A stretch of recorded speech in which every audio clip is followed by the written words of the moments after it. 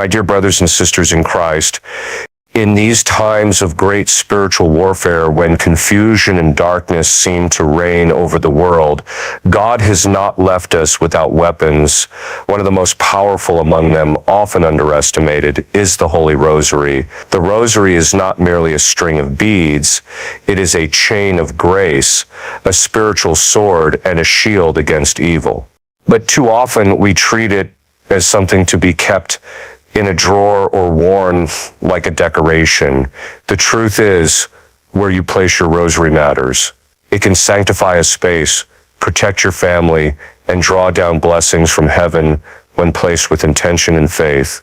Today, we will look at 3 specific places where you should put your rosary, not out of superstition, but out of devotion and understanding of how grace operates through sacramentals.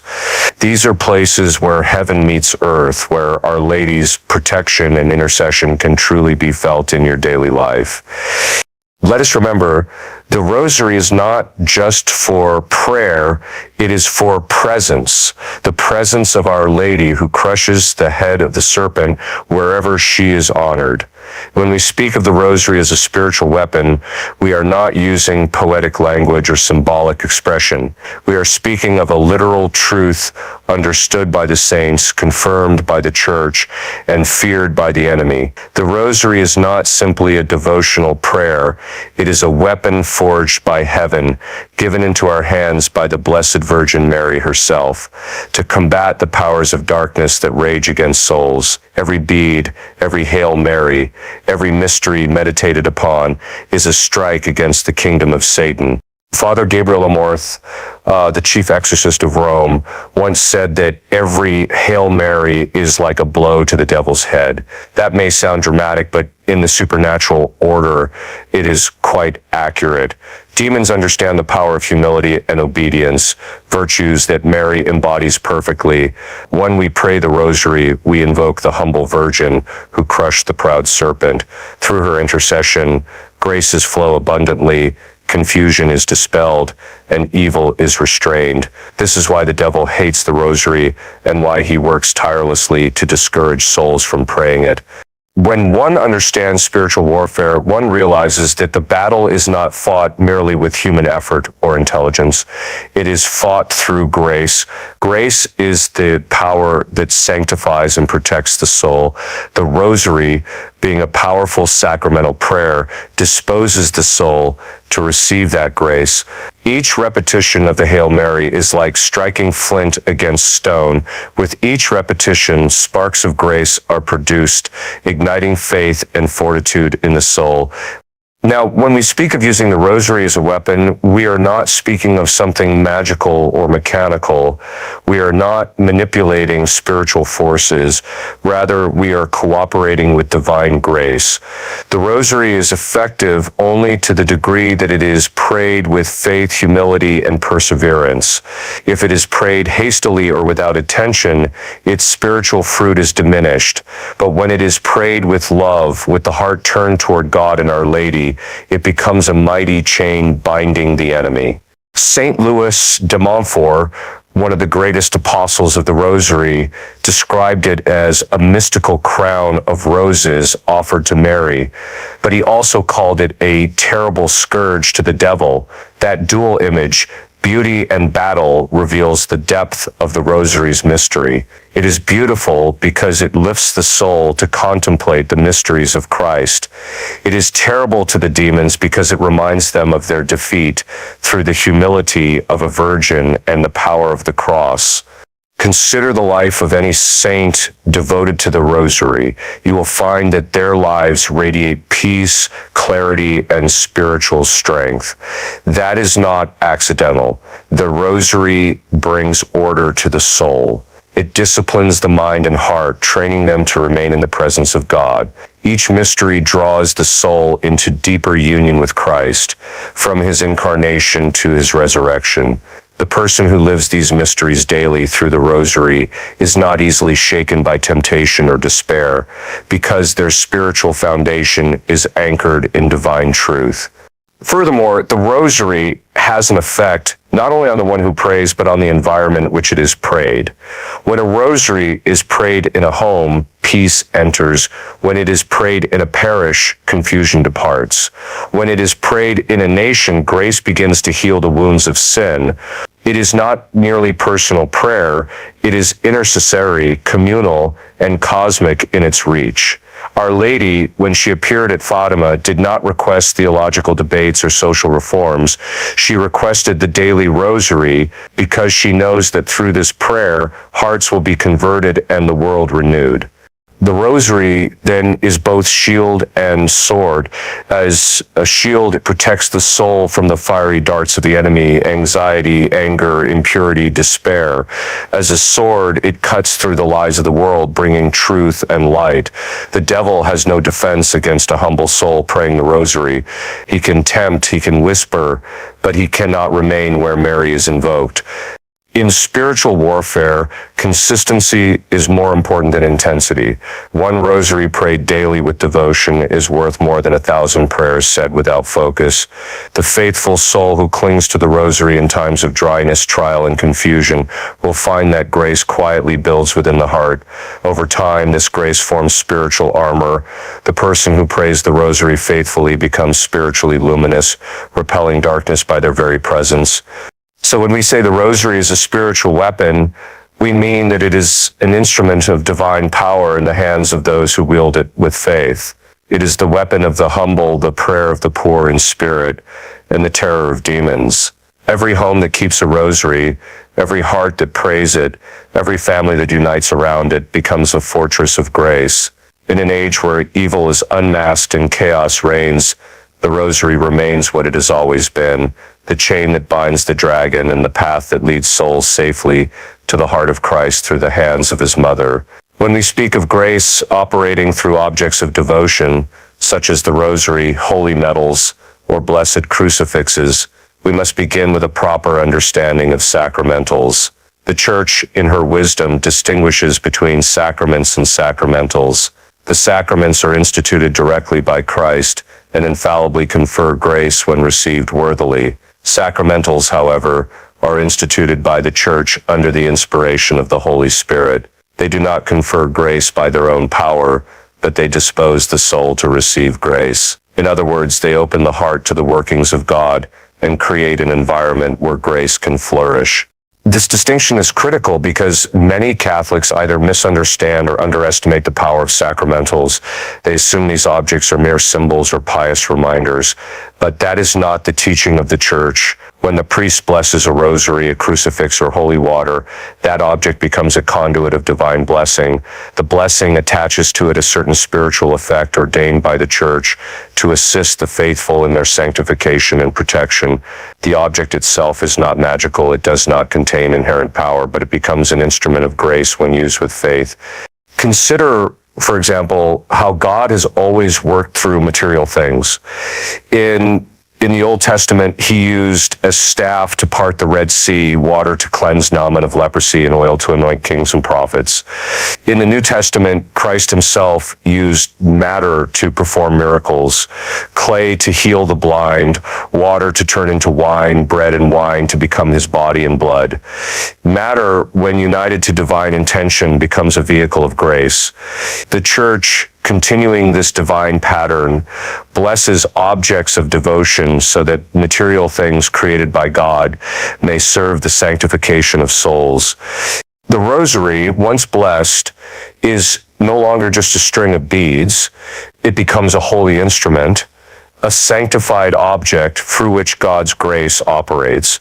When one holds it in prayer, it serves as a tangible reminder of divine presence. When placed in a home or worn on one's person, it acts as a shield against spiritual harm. Demons understand the distinction between what is blessed and what is not. They recognize the spiritual authority attached to a blessed object, and they recoil from it. This is not superstition. It is theology grounded in the Church's understanding of grace and spiritual warfare. But grace does not operate automatically. A person can carry a blessed rosary and still remain far from God if their heart is closed to grace. The power of a sacramental lies not merely in its blessing, but in the faith of the one who uses it. The more fervent the faith, the greater the spiritual fruit. A rosary placed reverently in a home by a person who lives in the state of grace, who prays it devoutly, will radiate far more spiritual protection than one that is merely hung as decoration by someone indifferent to prayer. God honors faith, not formality. Father Ripperger often emphasizes that grace is not sentimental, it is metaphysical. It operates according to the order God has established.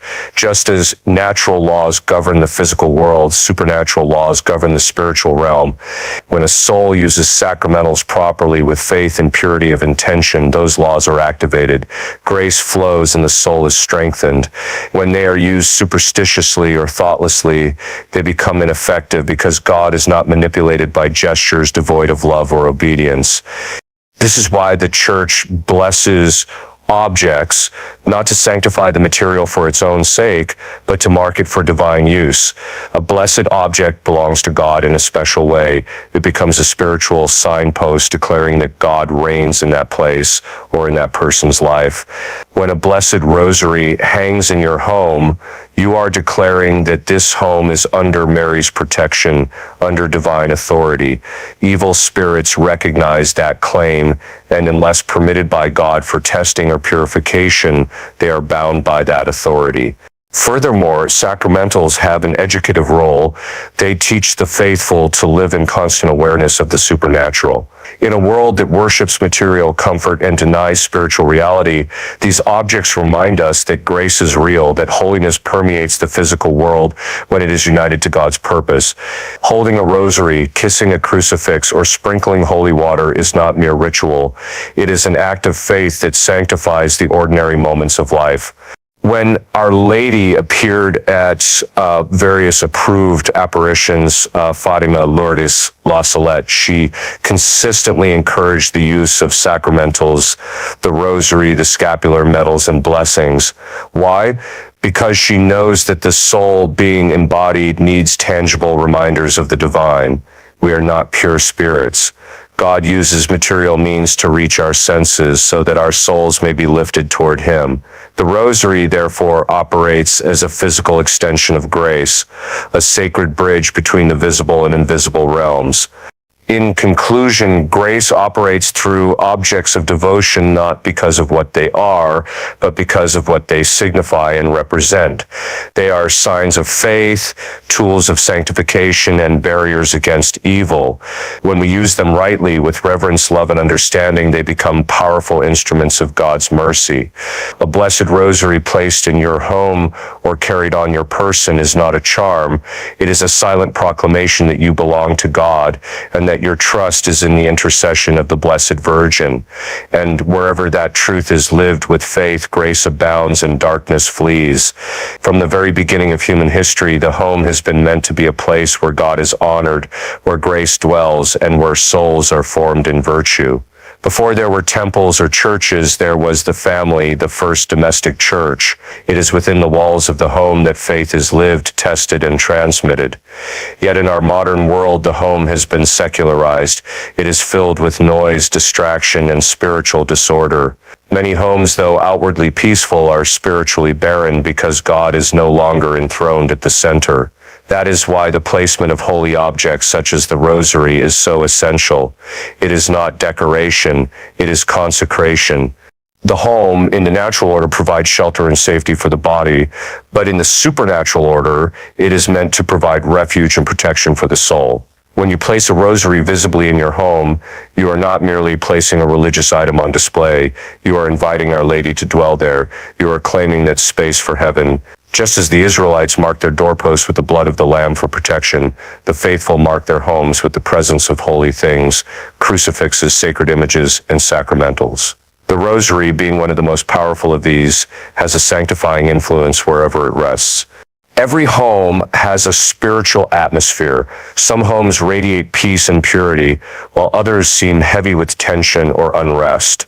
This is not coincidence. It is the reflection of the spiritual life within.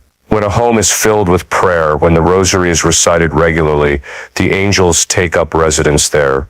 The demons who feed on discord and impurity find no place to rest. When the Rosary is ignored, when television and technology dominate the atmosphere, when sin is tolerated, the home loses its protection. Evil does not need permission to enter a spiritually empty space. It simply moves into the vacuum left by the absence of grace. Our Lady, through the centuries, has repeatedly emphasized the importance of family prayer within the home. At Fatima, she said, "Pray the Rosary every day." This was not only a call for personal devotion, but a command to restore holiness to the domestic life of the Church. When a family prays together, especially the Rosary, the home becomes a miniature sanctuary. Each bead prayed unites the family more closely to Christ, and each mystery meditated upon draws down blessings upon their daily life. It is no coincidence that the devil works hardest to destroy family prayer, for he knows that when the family kneels together, his influence is broken. The physical presence of the Rosary in the home also carries profound spiritual significance. Placing a Rosary in key areas near the entrance, in the living room, or beside the family altar acts as a continual reminder of divine presence. It tells every member of the household that this place belongs to God. It tells every visitor, whether human or spiritual, that this house stands under the protection of Mary. When you enter such a home, you feel it. There is a peace that cannot be manufactured, a stillness that is not of this world. But it is not enough to merely place the Rosary. It must be honored. A dusty Rosary hanging on the wall but never prayed is a symbol without substance. The true sanctification of a home comes through prayer, through faith lived daily. Parents must teach their children not only to respect the Rosary, but to use it. Let them see it as a friend, a comfort, a weapon, and a connection to heaven. When a child grows up seeing their parents pray the Rosary faithfully, it forms in them an unshakable foundation of faith that no worldly ideology can uproot. Father Ripperger often speaks of the principle of authority and order within the home. When the father blesses the home, when he leads his family in prayer, he exercises spiritual authority that brings order to the household.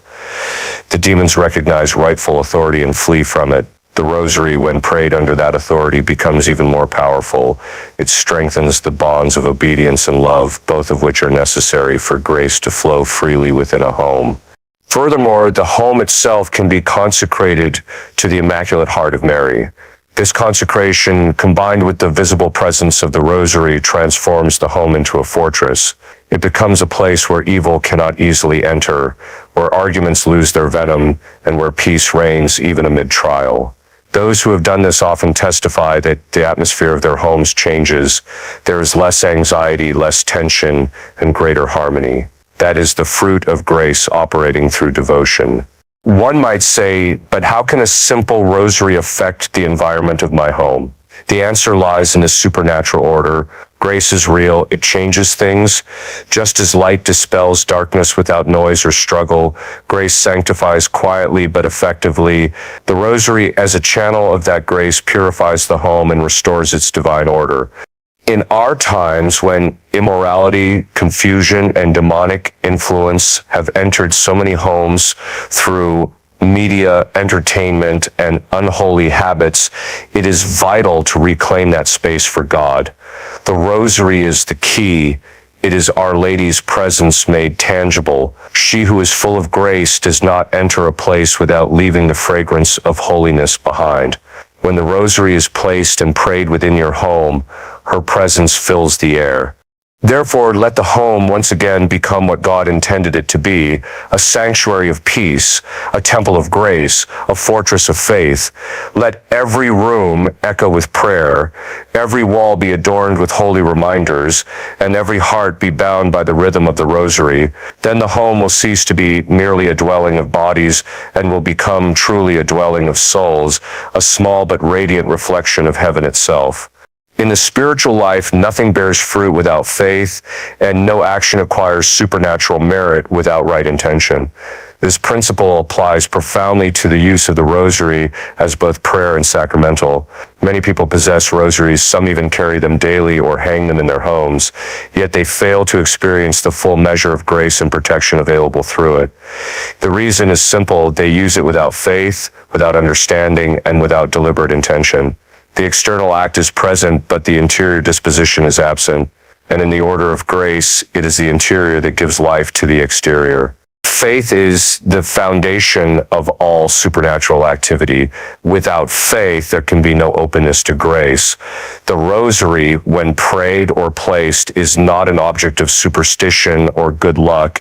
It is a sacred instrument through which faith must operate. Faith is what draws down divine assistance. God does not bless empty gestures, for he looks not upon appearances, but upon the heart. When one holds the Rosary in faith, truly believing that it connects them to the mysteries of Christ and the intercession of his mother, that soul opens a channel through which grace flows abundantly. Intention, likewise, directs the movement of that grace. It is not enough to pray mechanically or to place holy objects casually. God responds to the will turned toward him. A person who prays the Rosary with the intention of honoring God, growing in virtue, and seeking protection invokes the full spiritual power of that devotion. But a person who treats the Rosary as an accessory, a decoration, or a charm will find it spiritually inert. The object remains blessed, but the heart remains closed. Father Ripperger often speaks of the principle of merit, that grace builds upon nature, and God perfects our efforts according to the purity of our intention. When a soul acts from a motive of love, humility, and trust, even the smallest action becomes powerful in the eyes of heaven. Conversely, when an act is done from fear, pride, or habit alone, it bears little fruit. The same applies to the Rosary. The beads do not sanctify by themselves. It is the prayer of faith offered with intention that sanctifies the soul and the space around it. The demons, who are masters of deception, understand this truth well. They are not frightened by the mere physical presence of a Rosary. They are terrified by the faith that wields it. A soul that believes, truly believes in the power of Christ and the intercession of the Blessed Virgin can drive away the enemy with a single prayer. But a soul that doubts, that prays half-heartedly or with worldly attachment, leaves openings through which evil can return. Faith is like fire. It consumes impurity and radiates light. Intention is like direction. It determines where that fire burns. When you place a Rosary in your home, it should be done consciously, prayerfully, and with deliberate purpose. You should invoke Our Lady and dedicate that space to her protection. This act of intention transforms a simple gesture into a consecration. It declares to heaven and to hell that your home belongs to Christ through Mary. That act of faith is what gives the Rosary its power as a spiritual barrier. Without faith, it remains a symbol. With faith, it becomes a shield.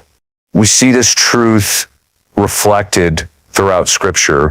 When the woman with the hemorrhage touched the hem of Christ's garment, it was not the garment that healed her, it was her faith.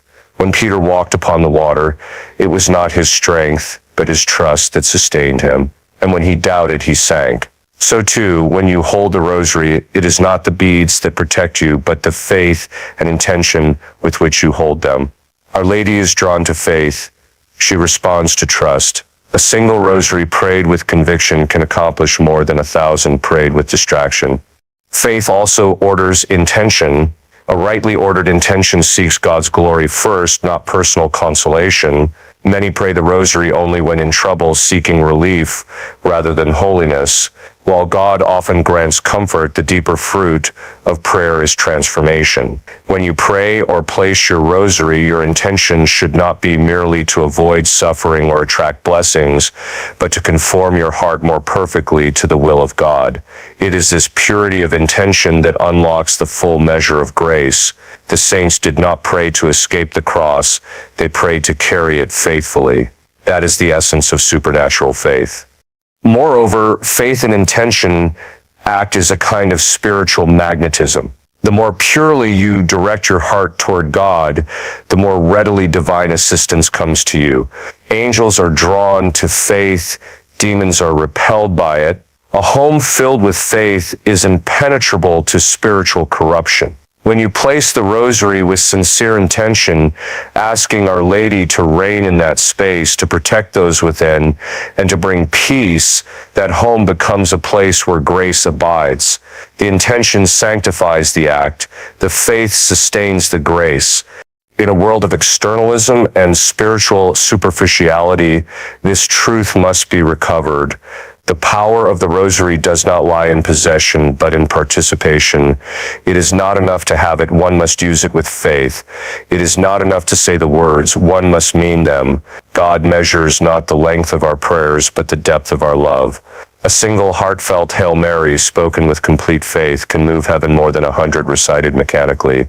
Therefore, whenever you pray or place your rosary, do so with reverence, love, and full awareness of what you are doing.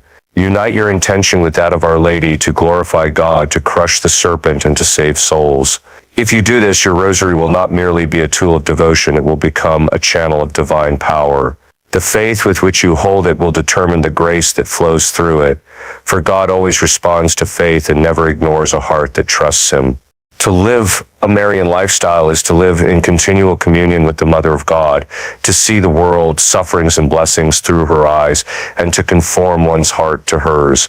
It is not merely about saying the rosary, wearing a scapular, or placing religious articles in our homes. It is about interior transformation, allowing Mary's virtues to shape the soul until it mirrors her own disposition toward God. The rosary then becomes more than a prayer, it becomes a way of life. In the spiritual order, devotion to Our Lady is not optional. It is essential. God chose to come into the world through her, and He continues to distribute His graces through her. As Father Ripperger often reminds, grace follows the order God Himself established. Since Mary is the mediatrix of all graces, those who draw close to her live under a continual stream of divine favor. Living a Marian lifestyle, therefore, is not sentimental piety. It is alignment with divine order. It is living under the mantle of the one who perfectly cooperated with grace. A Marian soul is one that imitates Mary's humility, purity, and obedience. These three virtues form the foundation of her greatness. Her humility crushed the head of Satan because pride is the root of all sin. Her purity made her the vessel fit to contain the Word made flesh. Her obedience united her will perfectly with God's. To live a Marian life means to cultivate these same virtues, to reject pride, impurity, and rebellion, and to invite Our Lady to form within us the likeness of her Son. The Rosary, prayed daily and with devotion, is the school of this transformation. Each mystery of the Rosary is not merely a memory, it is a lesson. When we meditate on the Annunciation, we learn her humility, her complete surrender to God's will. When we contemplate the Visitation, we learn her charity, her willingness to serve others even in her own need. The sorrowful mysteries teach her fortitude, the glorious mysteries her hope. Thus, the Rosary becomes a mirror in which we see the virtues of Our Lady and a means by which grace imprints those virtues upon our souls. Living a Marian lifestyle also means bringing her presence into every part of life, not just into prayer time or church, but into the home, the workplace, and even our thoughts.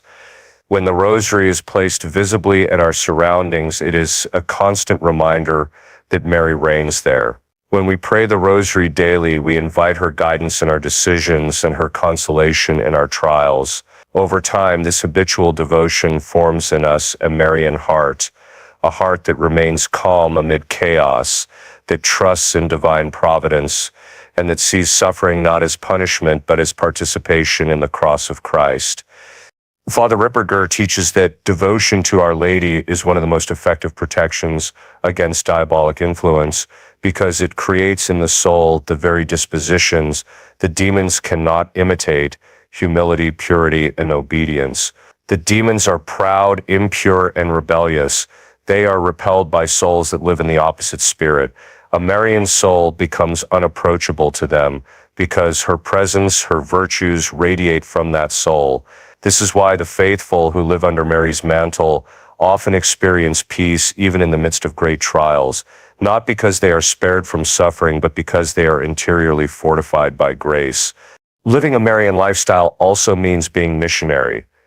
Mary does not keep grace for herself, she distributes it. Likewise, the soul that is truly Marian seeks to bring others to her Son. Through her, the Rosary becomes an apostolic tool. Every bead prayed not only sanctifies the one who prays, but also draws grace upon others, especially sinners in need of conversion. A Marian soul prays not only for personal protection, but for the salvation of souls, for peace in the Church, and for the triumph of the Immaculate Heart. This lifestyle also reorders our attachments. The world teaches self-sufficiency, indulgence, and pride in one's autonomy. Mary teaches the opposite: dependence on God, simplicity, and the quiet dignity of hiddenness. Living Marianly means choosing silence over noise, prayer over distraction, virtue over vanity. It means consecrating one's life, family, and possessions to her Immaculate Heart, and allowing her to govern every decision in the light of divine will. In doing so, the soul finds true freedom, the freedom that comes from belonging completely to God through his mother. To live a Marian life is also to endure with her beneath the cross. The true devotee of Mary is not one who seeks only consolation, but one who stands firm in suffering. When trials come, the Marian soul does not despair, but repeats with her, "Be it done unto me according to thy word." This attitude of surrender transforms suffering into sanctification. Just as Mary's sorrows became her glory, so too our crosses, united to hers, become the instruments of our salvation. In the end, a Marian lifestyle leads to one goal: union with Christ. Mary never keeps souls for herself. She leads them to her Son. Her presence is maternal, gentle, and guiding, but her mission is entirely Christ-centered. The more one lives in her spirit, the more one reflects the image of Jesus. The Rosary, therefore, is not only a prayer to Mary, but a path to Christ through Mary. Living a Marian lifestyle means carrying the Rosary not merely in one's hand, but in one's heart. It means that every word, every action, and every decision flows from the virtues she embodies. Such a soul becomes a light in a dark world, a reflection of Mary's purity in a culture steeped in impurity, and a vessel of grace in a time of spiritual drought. To live this way is to walk with the Mother of God daily, to let her form us, protect us, and lead us home to heaven, where she reigns as Queen beside her Son.